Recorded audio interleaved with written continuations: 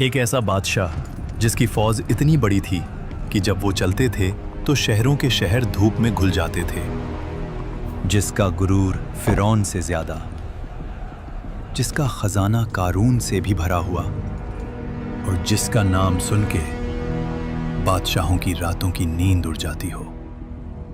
اور پھر وہ بادشاہ اللہ کے گھر کعبہ کو مٹانے نکلے، لیکن نہ آسمان سے پتھر برسے، نہ زمین پھٹی، نہ بجلی گری، بلکہ ایسا کچھ ہوا جو شاید تاریخ کا سب سے عجیب موڑ ہے۔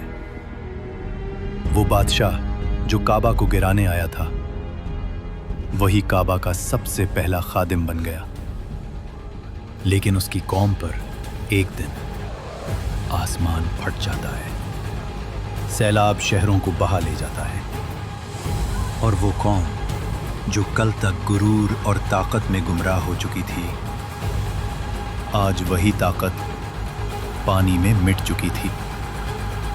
سوال یہ ہے، اگر بادشاہ خود ایمان لے آیا تھا تو پھر اس کی قوم پر ایسا خوفناک عذاب کیوں آیا کہ قرآن نے ان کا نام قیامت تک کے لیے ہلاک شدہ قوموں میں لکھ دیا؟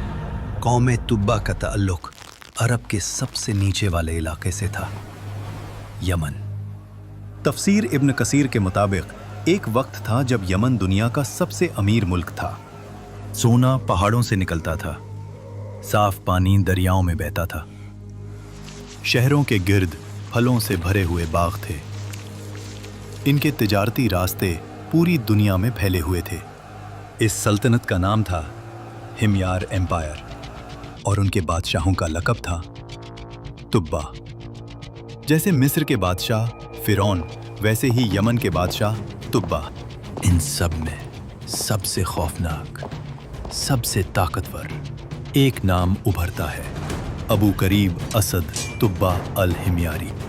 تفسیر کے لفظوں میں ہے، اس کی فوج ایسی تھی کہ عرب نے پہلے کبھی نہ دیکھی، ہاتھی اور گھوڑوں کا سمندر، تیر انداز، تلوار باز، اور لشکر اتنا بڑا کہ پہلا سپاہی شہر سے نکلتا تو آخری ابھی شہر میں ہی ہوتا۔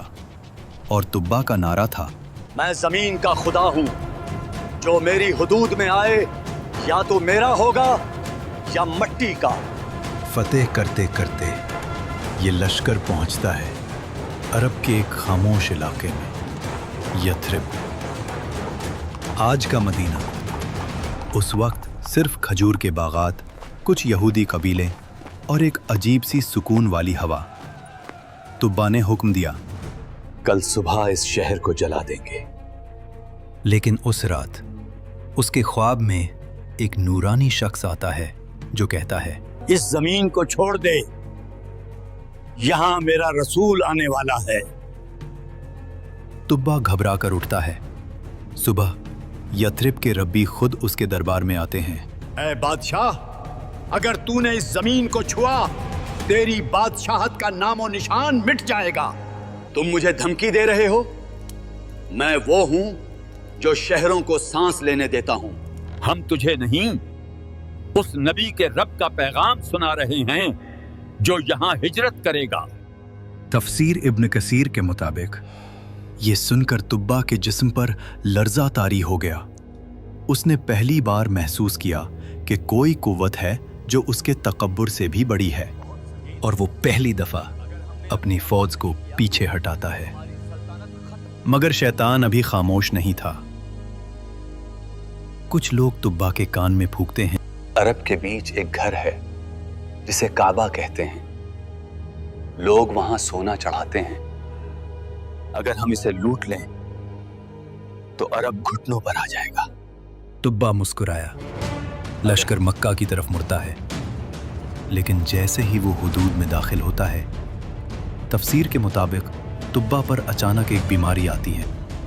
جسم پھول جاتا ہے، آنکھیں باہر، زبان سوکھ جاتی ہے، سانس ٹوٹنے لگتی ہے، فوج ڈر جاتی ہے، طبیب ناکام ہو جاتے ہیں، جادو ناکام، دعا ناکام، اور پھر وہی ربی آتے ہیں۔ سچ بتا، تیرے دل میں کیا تھا؟